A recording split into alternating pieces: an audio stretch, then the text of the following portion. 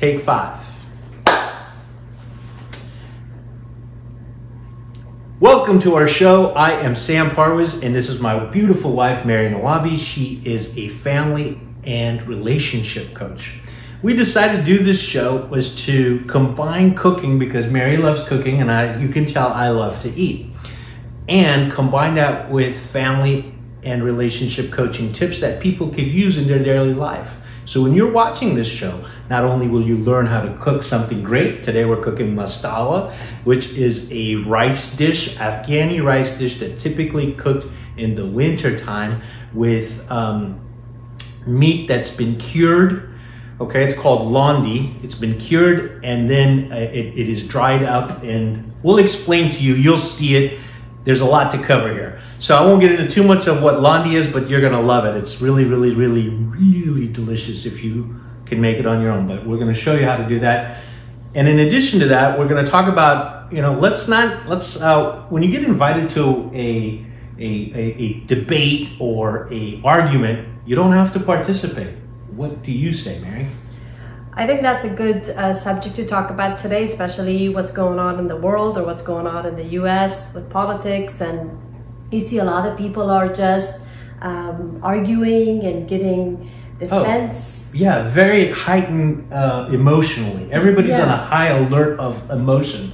You know, whether your guy won or lost, everybody's kind of just really, really tense right now. Right, yeah, so there's a lot of arguments I see on Facebook. There's a lot of discussions. People uninvitedly join and talk about things, and you know, it actually breaks up a lot of relationships, and people seem to not have respect for other people's opinion. Right. And people try to prove their point on social media, which I think it's so not proper, because how are you trying to prove your point across on social media, and people are arguing, and there are a whole bunch of discussions for like an hour or two goes on, and at the end people are not happy, and you make more enemies than making friends. Right. And I'm gonna say I fell victim to that, because I watched something on TV and I posted, oh my God, I can't believe this is happening.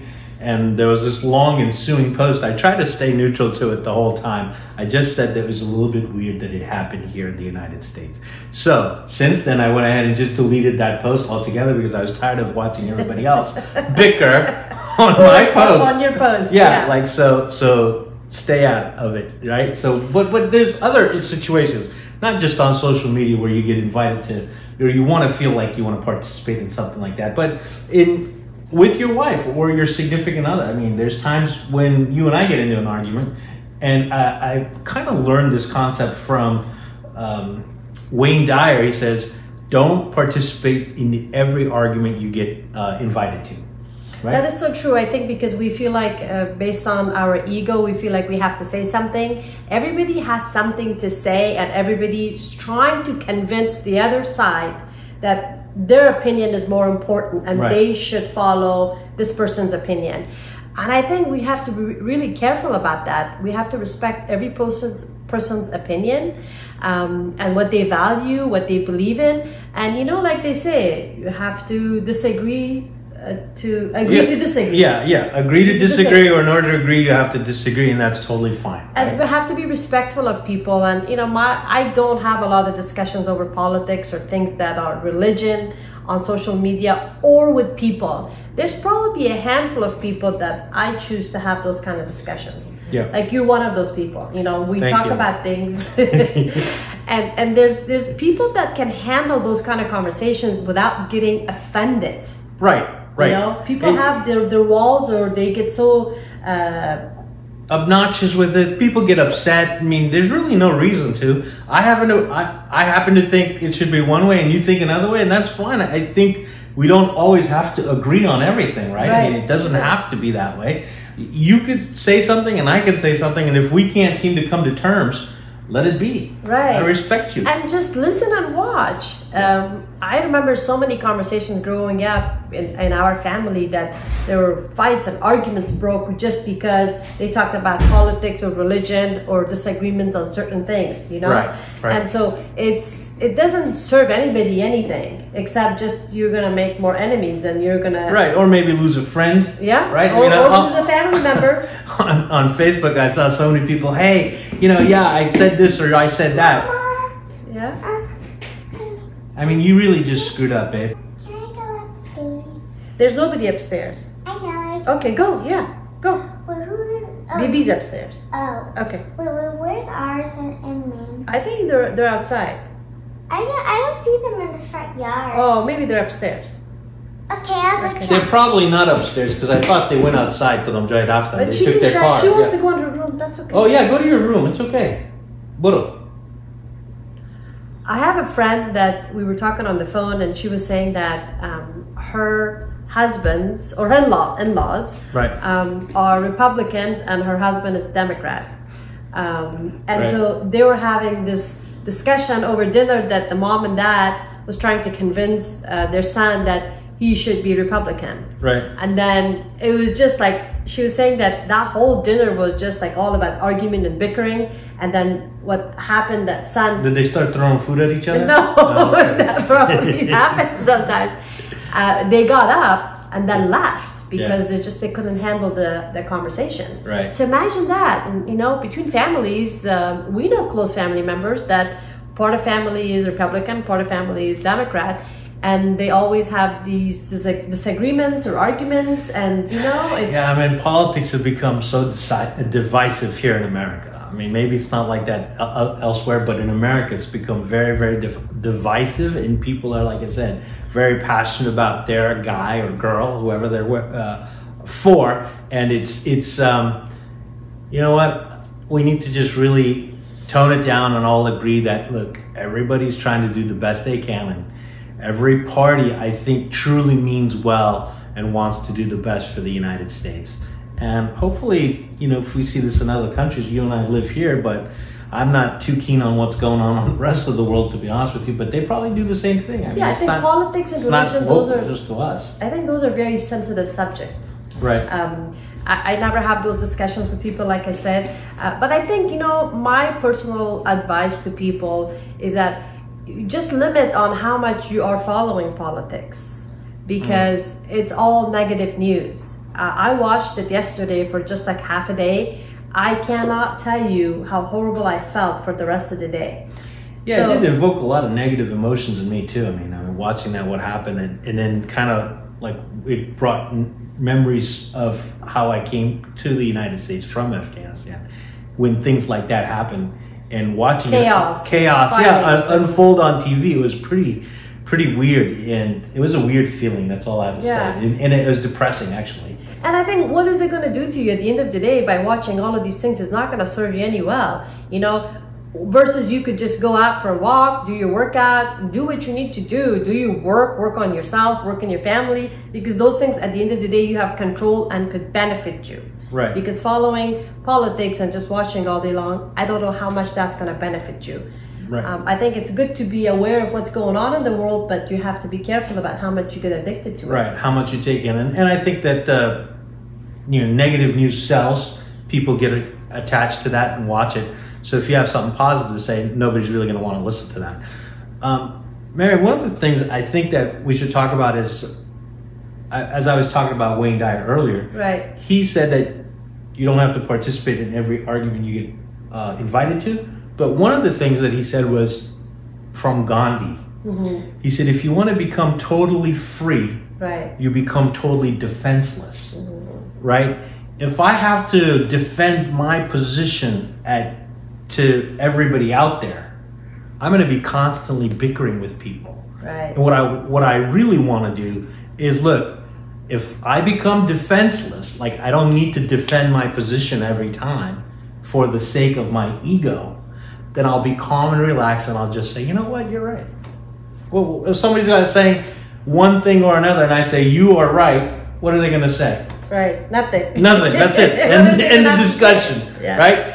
It's beautiful. You can try this with. I try it with Mary when she's mad at me. I say you're right. I'm wrong. So that's your secret. That is the secret sauce, Haas. That's how we do it. That's how we do it. You know, I think that's such a great concept, but I think it's difficult. It takes a level of maturity to get to that level. That I think you're right. Yeah. Well, I'm so proud of you. Finally, we made it. Yeah, we both got mature enough right. not to defend our position. I think that's a beautiful thing, that if you're in a position that you don't have to defend yourself, like you said, become defenseless. Right. You know, in order to be free, become totally defenseless. And that took me a second because I don't grasp these things very fast, but that one I got pretty fast. Well, that's a higher level of spirituality. Right, that's true. Yeah. Good tip. Yeah. Thank you for sharing that tip. My pleasure. My pleasure, folks. All right. So don't get into every argument you get invited to. Now we're going to show you how to make this beautiful dish. It's called mastawa, and it is mastawa. How you say it? Let's go. Without further ado. All right. All right. So this is going to be the dried londi, which is dried beef. Dried lamb that has been cured and left in cold air to dry out. That's how you get it. It's called londi at the Afghani store. And that's just lamb with a lot of salt that's been left to cure. And as you can see here, we have, I don't know if you can see that, but take my word for it. It's 1.146 kilograms. Or when I switch the mode on there to pounds, it's 3 pounds, 3.5 ounces. So that's what's going to go in there today. All right, so this is the londi, which is the meat. It's cured. It's lamb. It's dried lamb cured with salt. It is 1.146. So it's almost 1.5 kilograms, or 3 pounds, 3.5 ounces. And that londi should be good for 7 people. We're trying to get a ratio of ½ pound of meat per person. Now, even though this is 3.5 pounds, here you can see that it's got meat and bones, so it's not necessarily a ½ pound of meat per person. Because once this gets cooked, there's also bones in there. Okay, so this is what I have. I have the londi here.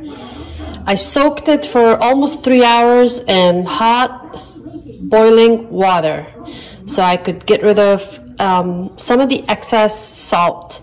Otherwise, it's going to be way too salty. Okay, so these are the pieces that I chopped, and then they're all going to go inside the pressure cooker. Okay, so we're going to use the Cal Rose rice. It's white medium grain rice, and we're going to use 4 cups. So for 7 people, we're going to use 4 cups of the rice. Okay, I'm going to wash the rice till it's really, the water is clear.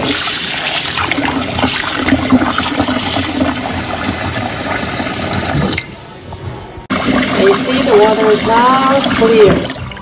Before it was all cloudy, now it's all clear. Alright, and I'm gonna let it sit for at least 2 to 3 hours.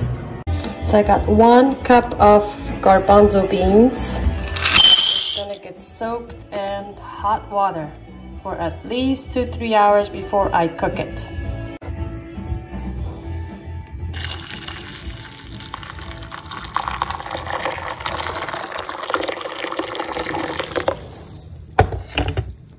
Okay, so I drained the water that was soaked the meat in, right? Yeah. So now I put water to come into a boil, and then I put the meat inside the pressure cooker, and then I'm gonna put the garbanzo beans too. Okay. Because it takes the same amount of time for both of these to get soft. Meat, because you want the meat soft, so you're gonna kind of stew it.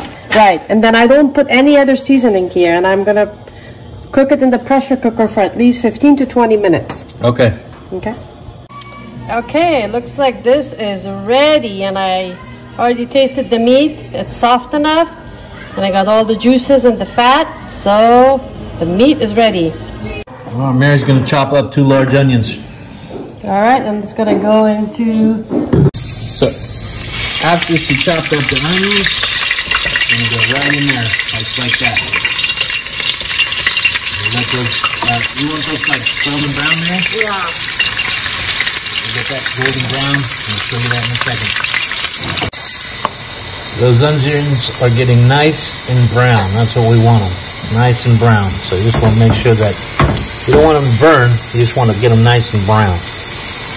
And that's what we're doing right now. Getting them nice and brown. Okay, so those onions are now done. Mary's going to go take them out. That's kind of what you want. You don't want to burn them, but you want them as brown. As close to not burning them, but you want them brown. There you go. And that gives it a nice flavor right there. It's caramelized. Caramelized onions taste so good when that's in there. That's really the secret sauce behind the whole thing, Haas. All right, Mary. Yeah. All right. So you're going to put the... I'm going to run it through the food processor, the sauteed onions. I think you got to plug it in there. It's plugged in.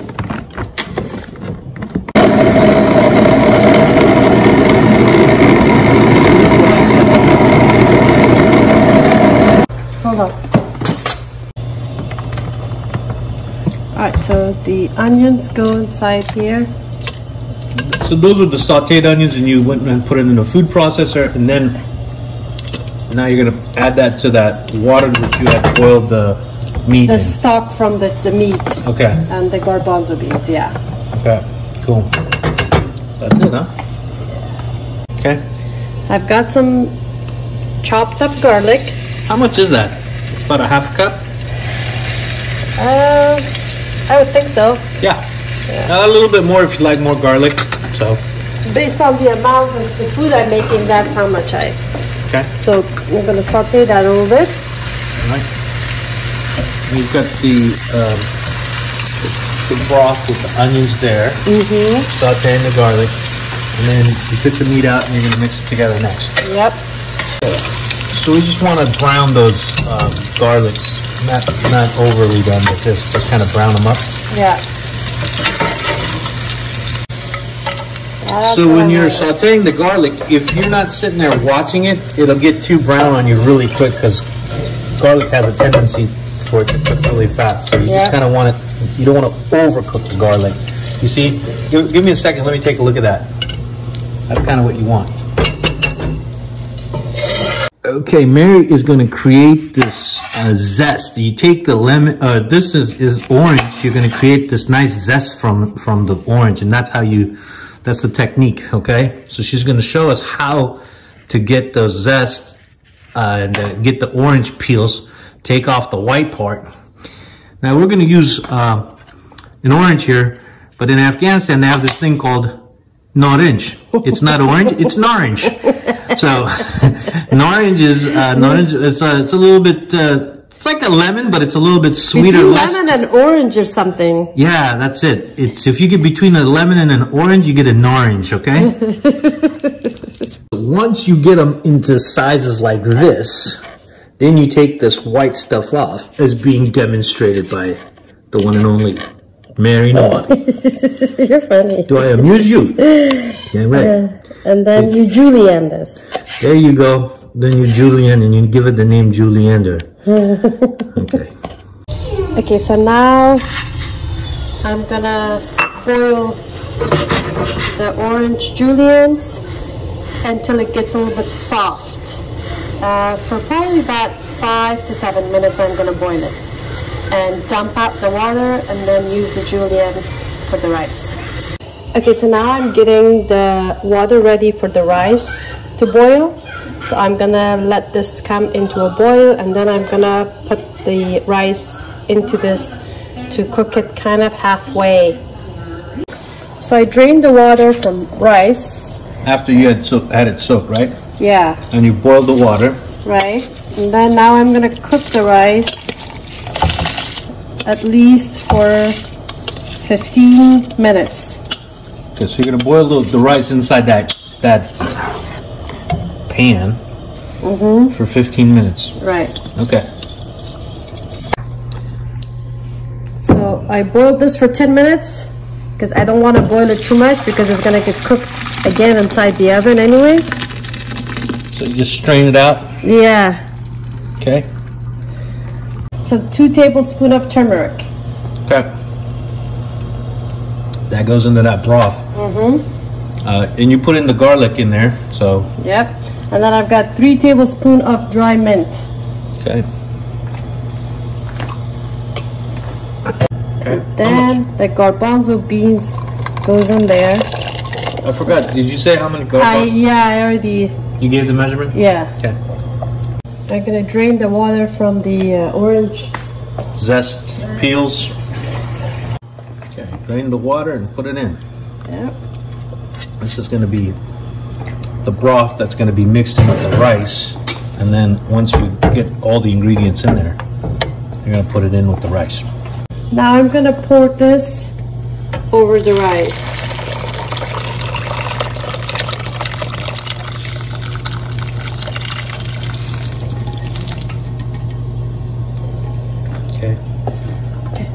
Okay, so mixing it in there. Mixing it. And then next I'm gonna add the meat. Ooh, looking good. It is gonna be good. Final ingredients is gonna be the meat. That's the londi. That's after it's been brothed, I guess. What do you call that?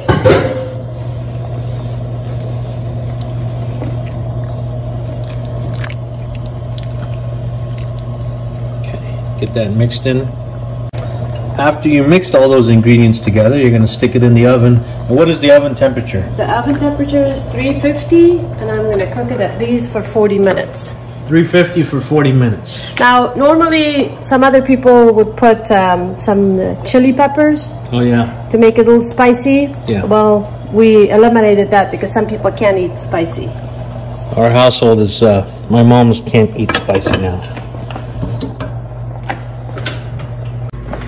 Okay, going right in the oven. 350. I forgot the time already, Mary. I know. 40 minutes. 40 minutes. Okay, cool.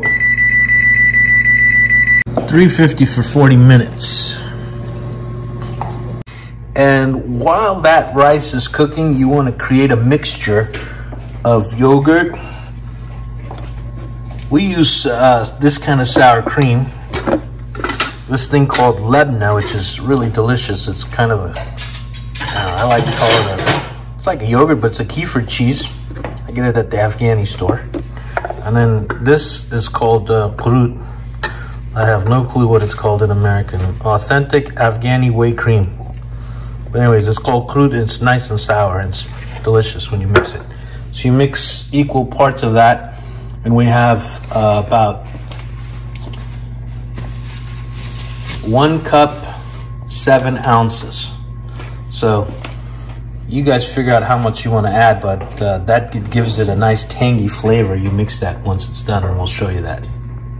Okay, so we had, we said we're going to go ahead and put it in the oven for 40 minutes. At about 7.5 minutes left, Mary decides to take it out. What was the purpose of that, madam? You know, so it's Afghani food. I've never measured things. I've never timed things. Right. So I'm like testing these things out. So okay.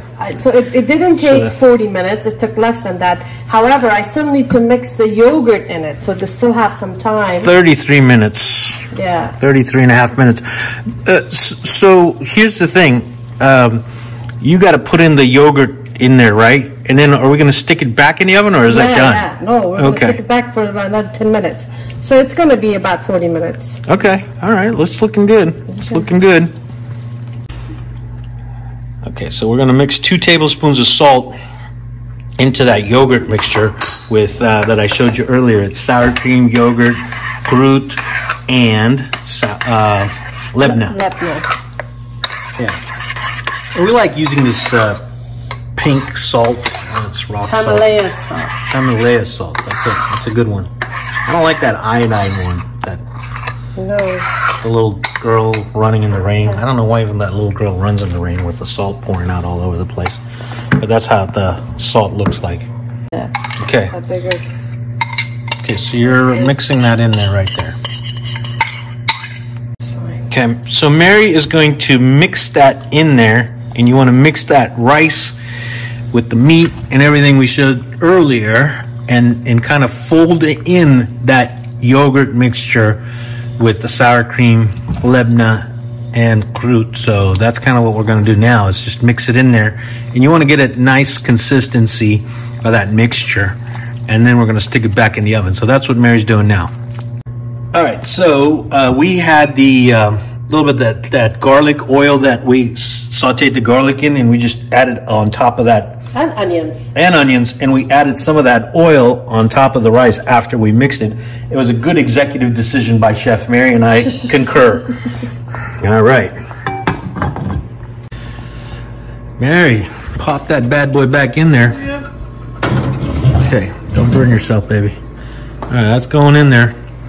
And then we're gonna put it in for another 10 minutes. So it's been another 10 minutes and we are going to serve it, but Mary's putting it onto the dish here, and it's looking real good in the hood. And get right into that. That's the texture and the consistency you want right there. Let me taste it. Okay, am I good? Yep. All right, get ready to eat, folks.